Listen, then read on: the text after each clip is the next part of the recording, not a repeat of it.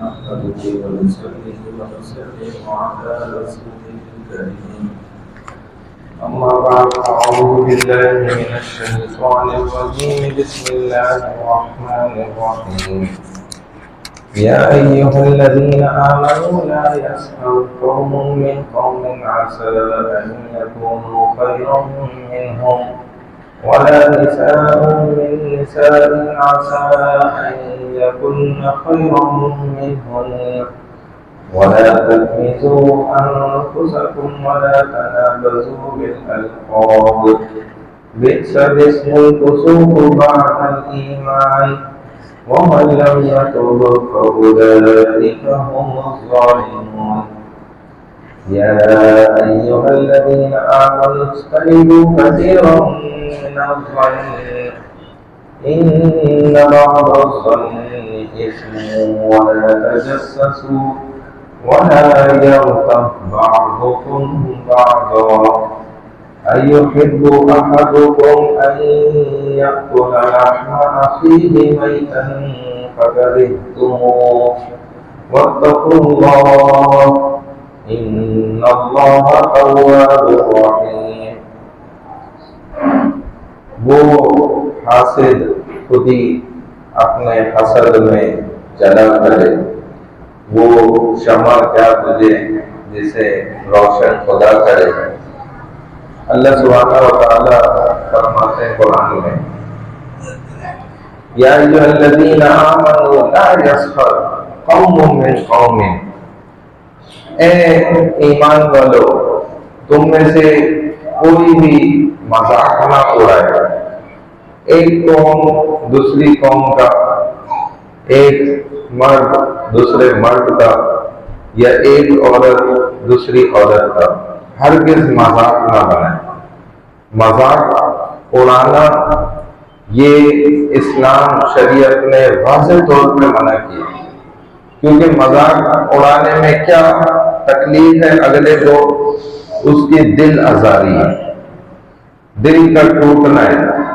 اور اسلام چاہتا ہے سل من قطعک واعف عن من ظلمک وتعطی من اساء الیک. یہ دنیا کے سب سے اعلیٰ قسم کے اخلاق بیان کیے. اسلام یہ چاہتا ہے دلوں کو جوڑنا. اسلام تو کہتا ہے جو آپ کے ساتھ توڑے بھی نہ، آپ نے اس کے ساتھ جوڑ پیدا کرنا.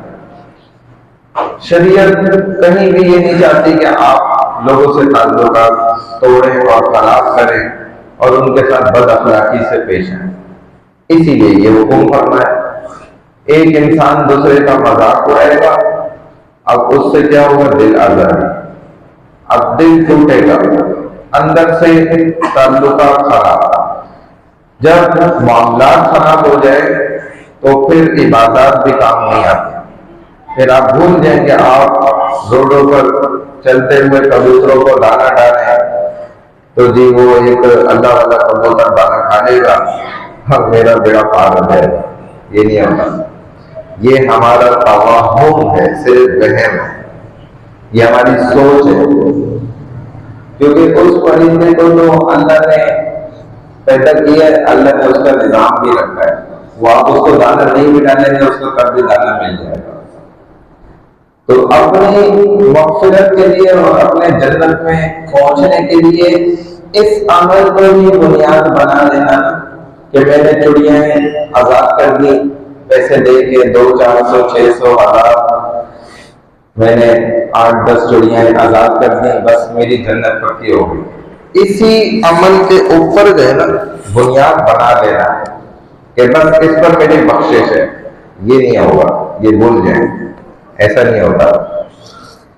معاملات میں انسان اشرف المخلوق ہے نا، اس کے ساتھ اچھے معاملات ہونا یہ ضروری ہے. تو لا یسخر قوم من قوم عسى ان يكون خيرا منهم. اللہ فرما رہے کہ جس کا تم مذاق بنا رہے ہو نا، جس کا تم استہزاء کر رہے ہو، جس پر تم ہنس رہے ہو سکتا ہے یہ تم سے زیادہ بہتر ہو اللہ کی نظر میں بھی اور دنیا والوں کی نظر میں بھی. یہ بھی ممکن ہے. کہ وہ ہم سے 1000 گنا لاکھ درجے ہم سے بہتر ہو۔ اللہ کیا کیسے بہتر ہو کہ وہ گناہ سے بچنے والا انسان ہے، اللہ کا دوست ہے، ولی اللہ جس کو کہتے ہیں، اور پھر کہتے ہیں کہ مت چھیڑ ملنگا نو۔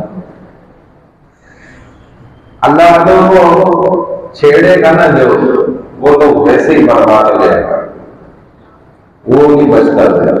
یہ آنکھوں دیکھا حال ہے، اتنی سی عمر میں اللہ نے دکھا دیا الحمدللہ۔ آپ نے بھی دیکھا ہوگا، غور نہیں کیا ہوگا، ادھر یہ کراچی کے سینکڑوں واقعات ہیں ایسے نیک اللہ والوں کو جس نے بھی تنگ کیا ہے ان کے پیچھے پڑا ہے، تو اس کی دنیا بھی برباد ہوئی ہے، آخرت بھی برباد ہوگی، کیونکہ اللہ کے دوست کو چھیڑ دینا یہ اپنی موت کو دعوت دینے کے مترادف ہے۔ بہرحال ایک عام انسان بھی ہے نا، اس کا ہمیں نہیں پتا وہ کس قدر نیک ہے، اس کے ماتھے پہ تو نہیں لکھا ہوا کہ یہ متقی پرہیزگار ہے، اللہ کا دوست ہے، یہ تو اللہ جانتے ہیں، اس کو پتہ ہے، ہم اس پر ہنسی مذاق کر رہے ہیں۔ تو اللہ نے واضح منع کی ہے کھلے لفظوں میں، یہ عمل نہیں کرنا، یہ حرکت نہیں کرنی، مذاق کسی کا نہیں بنانا، خصوصاً وہ مذاق اڑانا جس سے کسی کا دل ٹوٹ جائے اور دل آزاری ہو جائے۔ تو لا یسخر قوم من قوم عسى ان يكونوا خيرا منهم ولا نساء من نساء عسى ان يكن خيرا منهم۔ عورتوں کو بھی صاف الگ منع کیا، حالانکہ مردوں کو منع کرنا ہے، عورتیں بھی شامل تھیں، لیکن خاص طور پہ الگ سے منع کیا کہ یہ بھی کسی کی جان نہ اتنی آسانی سے نہیں چھوڑتی۔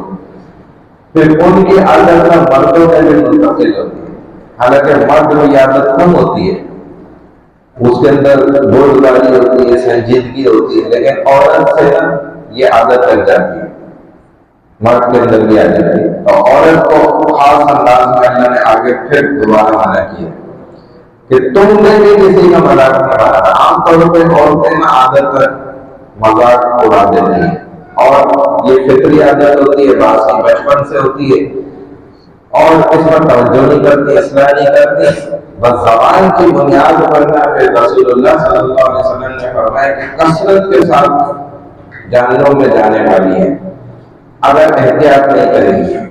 تو عسیٰ ان یکون خیرا منہم ولا تلمزوا انفسکم ولا تنابزوا بالالقاب ولا تلمزوا انفسکم، اور تانا مت دو کسی کو۔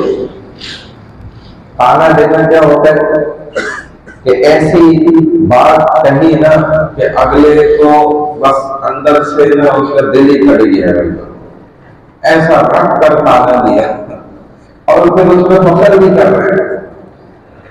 جیسے ایک عورت کے متعلق نا مولانا نے ہمیں بتایا کہ وہ کہنے لگی کہ پنجابی میں انہوں نے الفاظ کہے کہ دیکھا میرے بچوں نے، جس کو میں نے سلام نہیں کرا اس کو میرے اولاد نے، جوان بچوں نے بھی سلام نہیں کرا۔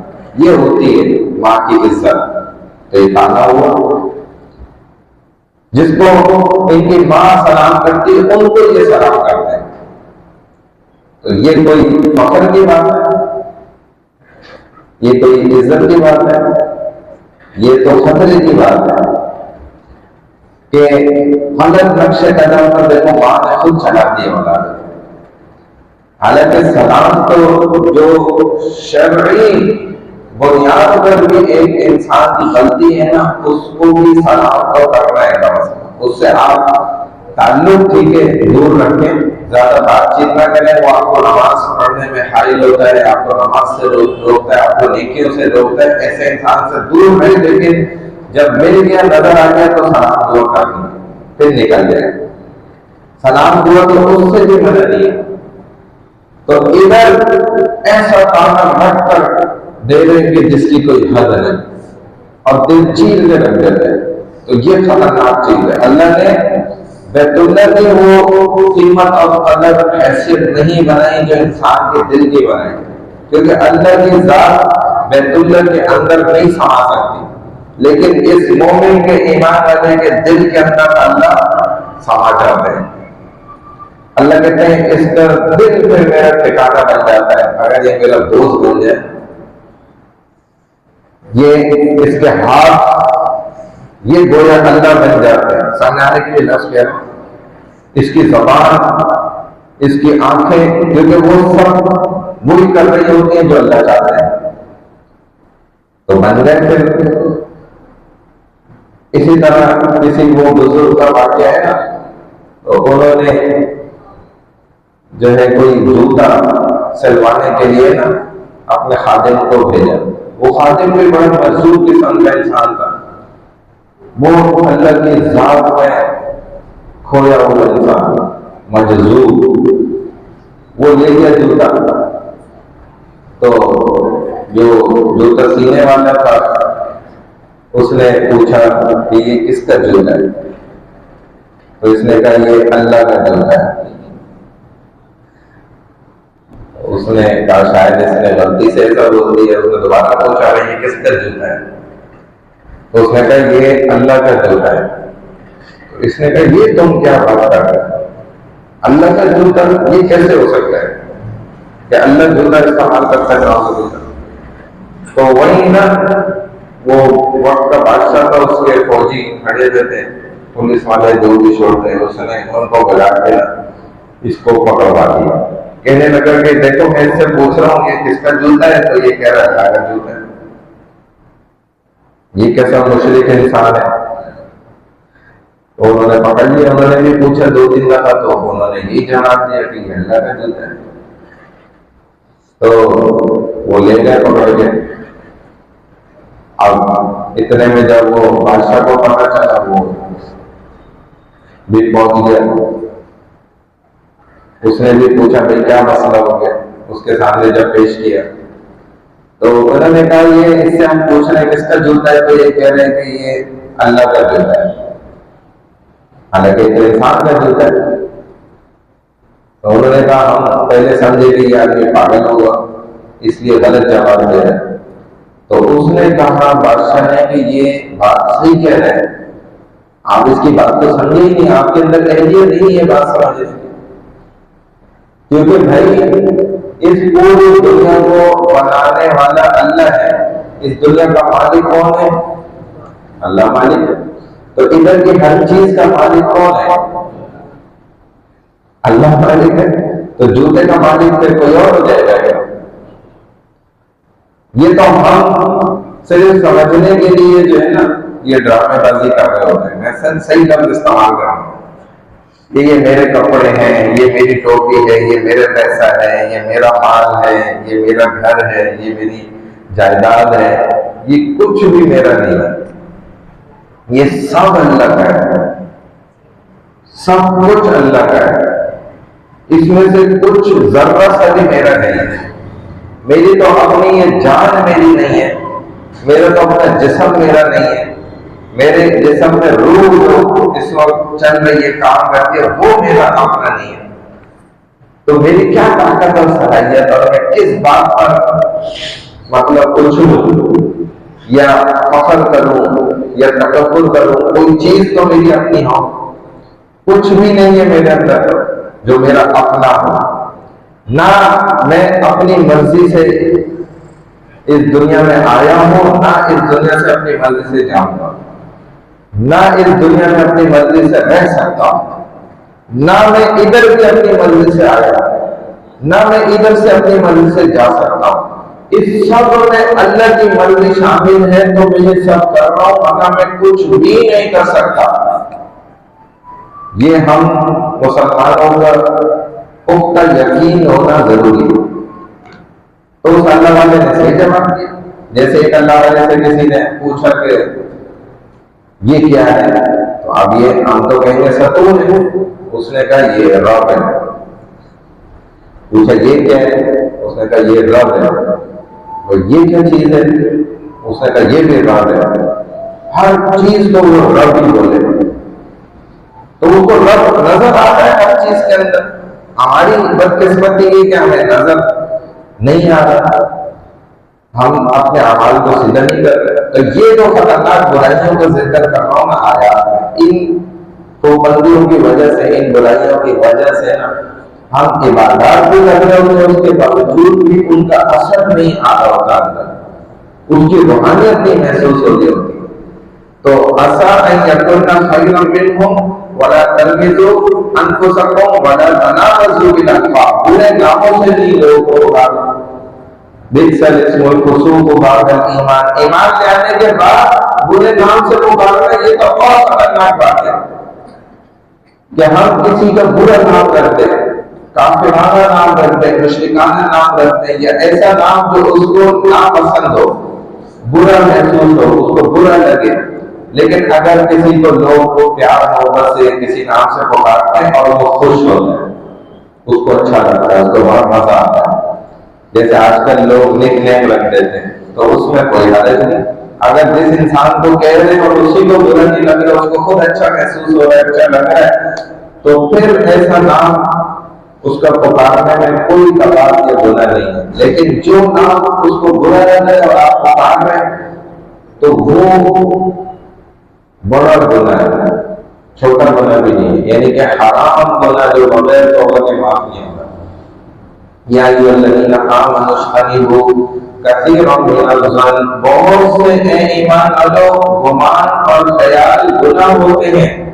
انسان بیٹھا ہے سوچ میں، اب خیال جو ہے وہ شیطان اس میں ملوث ہے اور گناہ کے خیالات اس کو سجا ہے. اب یہ برائی کے خیالات میں بڑھتا جا رہا ہے کہ فلانا گناہ میں کر رہا ہوں تو دیکھو ایسے کر رہا ہوں، پھر ایسے لذت آ رہی ہے، پھر میں ایسے کروں گا، پھر ویسے کروں گا. گناہ کی پلاننگ کر رہا ہے، سارا خیال سوچ رہا ہے، گناہ میں چلا گیا، گناہ کی چیزوں کو سوچتا جا رہا ہے. اب یہ انسان کی سوچ اللہ نے ایسی زبردست نعمت بنائی ہے نا کہ اگر اس سے اچھا سوچے گا بیٹھے بیٹھے، اس پر نیکیاں کماتا رہے گا. حالانکہ کر کچھ نہیں رکھا، یہی جو سوچ ہے نا، سوچنا، اسی سے بیٹھے بیٹھے نیکیاں کما رہا ہے. اور بعض دفعہ انسان اس سوچ سے ایسی ایسی نیکیاں کما لیتا ہے جو حقیقت زندگی میں نہیں کما سکتا. اچھی سوچ کا بن جانا جو نیک اللہ والوں کی بن جاتی ہے ریاضت اور محنت کرنے سے. وہ پھر ہر ایک کا بھلا سوچتے ہیں، ہر ایک کے بارے میں اچھائی سوچتے ہیں. ہر انسان پہ نظر پڑے تو وہ یہ سوچتے ہیں کیسے یہ اللہ کا دوست بن جائے، کیسے یہ نمازی بن جائے، کیسے یہ گناہوں سے بچنے والا بن جائے. یہ سوچ وہ نیکیاں دلا دیتی ہیں جو آپ کی فزیکلی جو پریکٹس ہے نا عبادات کی، آپ ظاہری طور پہ جو عمل کرتے ہیں عبادات، ان سے بھی نہیں بات حاصل ہوتی. جیسے حدیث میں آتا ہے کہ ایک انسان گزر رہا ہے اور اس کو پہاڑ نظر آیا اور اس نے سوچا کاش یہ پہاڑ سونے چاندی ہوگا اور میں سارا غریبوں میں تقسیم کر دیتا. تو اللہ کے رسول صلی اللہ علیہ وسلم نے فرمایا کہ اس کو یہ ثواب مل گیا. یہ صرف اس نے سوچا ہے، حالانکہ تقسیم نہیں کیا، کسی کو نہیں دیا، نہ وہ سونا چاندی بنا، لیکن اس کو اس کا ثواب حاصل ہو گیا. دیکھیں بیٹھے بیٹھے اتنا سا سوچنے سے کتنا بڑا اجر ثواب کو لے گیا. اور جدھر کسی نے جو ہے سونا چاندی پہاڑوں میں برابر تقسیم کر دیا اور ریاکاری تھی، اس میں دکھاوا تھا، لوگوں کو دکھانا تھا، تو اس کو ذرہ برابر بھی اس کا ثواب نہیں ملے گا. یہ اس سوچ جو چھپی ہوئی ہے نا ہمارے اندر، اس کا اتنا اثر ہے. تو یہی فرمایا کہ اجتنبوا کثیرا من الظن ان بعض الظن اثم. بعض گمان خیال کیا ہوتے ہیں، گناہ ہوتے ہیں. ٹھیک ہے نا؟ تو یہ یہاں پہ فرمایا یا الذین آمنوا اجتنبوا کثیرا من الظن ان بعض الظن اثم ولا تجسسوا. ایک دوسرے کی جاسوسی میں نہ لگ جاؤ، ایک دوسرے کے ٹو میں لگے ہیں. یا میں دیکھوں تو صحیح یہ بندہ جو ہے نا 2 نمبر لگتا ہے مجھے، یہ بندہ ٹھیک نہیں ہے، اس کی جاسوسی کرتا ہوں، دیکھتا ہوں یہ کہاں جاتا ہے، کیا کیا گناہ کرتا ہے. بھائی اللہ نے ہمیں کسی کا جاسوس نہیں بنایا، ہمیں کسی کی جاسوسی کرنے کی ضرورت نہیں، کسی کے گناہ تلاش کرنے کی ضرورت نہیں ہے. اسلام کیسے کہتا ہے کہ گناہوں پر پردہ ڈالو. تمہاری آنکھ بھی دیکھ رہی ہے نا واضح طور پر ایک شخص گناہ کر رہا ہے، تب بھی اس کی کوئی نہ کوئی تعبیر کرو اور وہاں سے ہٹ جاؤ، نکل جاؤ۔ یہ جو زنا پر 4 گواہ رکھے ہیں نا، وہ کیا ہے؟ یہی پر کہ 4 گواہ اول تو ہو ہی نہیں سکے گے۔ بچانے کی کوشش کی اللہ نے انسان کو، پھر اگر وہ 4 ہو جائے تو ان کی گواہی ایک نہیں ہو سکتی۔ یہ مشکل کام ہے کہ وہ ایک ہی جیسے الفاظوں میں گواہی دے دیں، کہیں نہ کہیں کوئی تبدیلی آئے گی اور فوراً سزا ساکے۔ تو یہ اللہ بچانا چاہتے ہیں انسان کو، یہ ایسے نہیں ہے معاملات سارے۔ اب دیکھ رہے ہیں ایک سرائی ہے جس میں اس زمانے میں شراب بھی پی جاتی ہے، ایک مرد کو دیکھ رہے ہیں، عورت کو، وہ سمندر کنارے کھڑے سورج کے ڈوبنے کا، اندھیرے کے ہونے کا انتظار کر رہے ہیں، پھر ہم شراب پیئیں گے اور زنا کریں گے، اور یہ دیکھ رہے ہیں وہاں سے، اور یہ یہی سوچ رہے ہیں کہ یہی ہوگا، یہی سوچ لے کے چلا گیا۔ اور حقیقت کیا تھی کہ وہ ماں بیٹا تھے، دونوں روزے سے تھے، اور سورائی ان کے پاس ایک ہی برتن تھا، اس میں صرف پانی تھا، اسی سے روزہ افطار کرنے کا انتظار کر رہے تھے۔ تو یہ حقیقت تھی، یہی تو اسلام میں سمجھا ہے کہ آپ دوسرے کے عیب پر، گناہ پر، برائی پر پردہ ڈالیں گے، اللہ اس جگہ جدھر پردے کی ضرورت ہوگی ہمیں، اللہ وہاں ہمارے عیوب پر، گناہوں پر پردہ ڈالے۔ ورنہ تو اللہ خدا نہ خواستہ ایک اللہ والے سے ہوا نا، تو ان کو کہا گیا، سمجھایا گیا، بتایا گیا کہ ورنہ تمہارے ذہن پھر پردہ اٹھا دوں گا نا، تو لوگ اتنا تم اللہ والے بزرگ بیٹھے ہوئے ہیں ان کے سامنے، پھر لوگ تمہیں دیکھنا بھی برداشت نہیں کریں گے عزت کے ساتھ۔ تو انہوں نے بھی پھر اللہ کو پتہ کیا کہا کہ میں نے بھی پھر آپ کی اصلیت کھول دی نا بندوں کے سامنے کہ آپ کتنے غفور الرحیم ہیں، تو ان میں سے بھی کوئی نیکی کرنا نہ بھول جائے گا۔ تو اللہ والوں کا تو بھائی ایسے حساب چلتا ہے اللہ سے، ہم تو سوچتے نہیں، سوچ نہیں سکتے وہ کیا کیا باتیں کر رہے ہوتے۔ انہوں نے پھر یہ کہا کہ میں بھی پھر ایسے کھولوں گا نا آپ کی باتیں، پھر یہ کوئی نیکی نہیں کرے گا، سب چھوڑ دیں گے، وہ بولے کہ اللہ ہمیں ایسے ہی معاف کر دے گا، میں ایسے کھول کے بتاؤں، اور یہ ہوتا ہی ہے بہرحال۔ تو ولا تجسسوا، ایک دوسرے کی جاسوسی میں نہیں لگو، ولا یغتب بعضکم بعضا، اور ایک دوسرے کی غیبت کرنے میں نہ لگو۔ غیبت کیا ہوتی ہے؟ ایک انسان میں کوئی گناہ ہے، موجود ہے، برائی موجود ہے، اور وہ اس کی برائی کوئی دوسرا شخص کا پیٹ پیچھے کسی اور کو بیان کرے۔ صرف اور صرف جو ہے نا ایک دو چیزوں کی غیبت کرنے کی اجازت ہے شریعت میں، وہ میں بتا دیتا ہوں، اور ایک آدھ بندے کے سامنے صرف کرنے کی اجازت ہے۔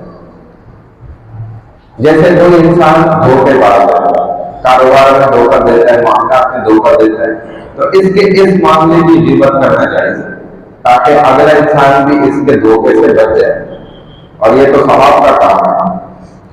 اسی طرح کسی عالم مفتی کے پاس آ کر کسی کی غیبت کر رہا ہے تاکہ اصلاح ہو جائے، تاکہ باخبر ہو جائے اور یہ برائی اس کے اندر سے چھڑانے کی کوشش کریں، کسی اللہ والے کے پاس آ کے بتا رہا ہے تو جائز ہے، مسئلے کی نیت سے پوچھ رہا ہے، جائز ہے، ٹھیک ہے۔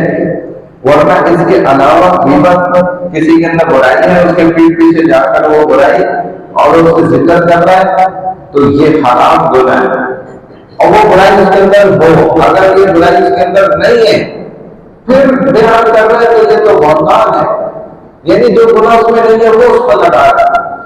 بعض لوگ کہتے ہیں بھائی میں تو پیٹ پیچھے کیا ہوگا کہہ دوں گا، آپ لے کر آتے ہیں اس کو، تو یہ اللہ کے ساتھ مقابلہ ہے نعوذ باللہ، کہ اللہ کیا فرما رہے کہ میرے بندے کی برائی ہے بھی نا تو اس کے پیٹ پیچھے نہ بیان کرنا، اور ہم کیا کہہ رہے ہیں اللہ کو چھوڑو، اللہ کو ادھر کرو سائڈ میں، نعوذ باللہ، سمجھانے کے لیے الفاظ کہو۔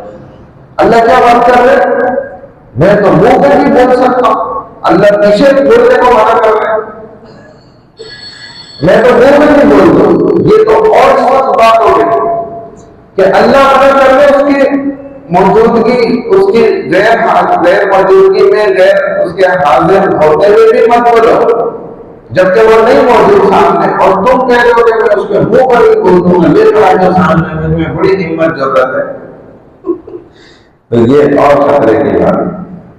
اور اسی کو فرمایا والا ہے اپنا بعضکم بعضا ایحب احدکم, آخری بات کر رہا ہوں, ایحب احدکم ان یاکل لحم اخیہ میتا فکرہتموہ, کیا تم اس بات کو پسند کرتے ہو کہ تمہارا بھائی ابھی ابھی مرے اور اس کا تازہ گوشت تم کھاؤ؟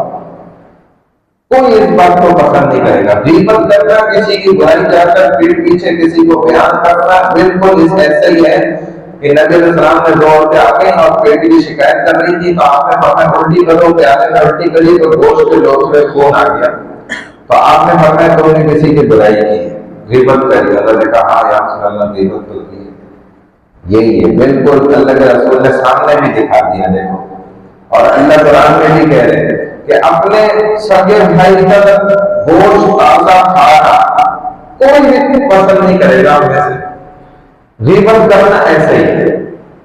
تو اب ان برائیوں سے کیا ہے, چھٹکارا حاصل کرنا ہے. کسی کی غیبت کرنا, کسی کی چغلی کرنا. چغلی کیا ہے کہ کان میں جا کر کسی کی بات ایسی بتائی کہ اب پھٹے شروع, اب لڑائیاں پڑ گئی, اب گھر ٹوٹ رہے, طلاق ہو رہی ہے, گھر اجڑ رہے, اس نے جو جا کے کان میں چغل خوری کری. اسی لیے نبی علیہ السلام نے فرمایا چغل خور کبھی جنت میں نہیں جائے گا. اور چغل خوری کیا ہے, یہ آخر میں جو ہے نا قتل کی طرح دیتی ہے. یہ ایسی خطرناک بیماری ہے. تو یہ ساری بیماریاں خطرناک ہے. حسد کرنا, حسد کا الٹ کیا ہے جلتا. حسد میں انسان جل رہا ہوتا ہے اگلے کو دیکھ کر کہ اس کے پاس یہ نعمت کیوں ہے, اور جلتا کیا ہے کہ خوش ہوتا ہے انسان اس کی نعمت کو دیکھ کر اور اللہ سے دعا کرتے ہیں اللہ مجھے بھی مل جائے, اور یہ بھائی کا ثواب ہے. اور حسد کرنا گناہ ہے. صرف دو چیزوں میں حسد جائز ہے کہ کوئی انسان بہت زیادہ نیکیاں کرتا ہے تو اس سے حسد کر رہے کہ کاش میں بھی اتنی نیکیاں کر سکتا ہوگا. کوئی انسان بہت علم والا ہے تو اس کے علم سے حسد کھا رہا ہے. مال والا ہے, مال خرچ کر رہا ہے, اس سے حسد کھا رہا ہے. تو ٹھیک ہے, ورنہ حسد کرنا اپنے آپ کو جلانا ہے بس. اللہ تعالیٰ ہمیں تمام برائیوں سے محفوظ فرمائے. اللہ والوں کی مجلس میں جڑنے کی توفیق عطا فرمائے تاکہ ہماری یہ ساری بیماریاں ختم ہو جائیں.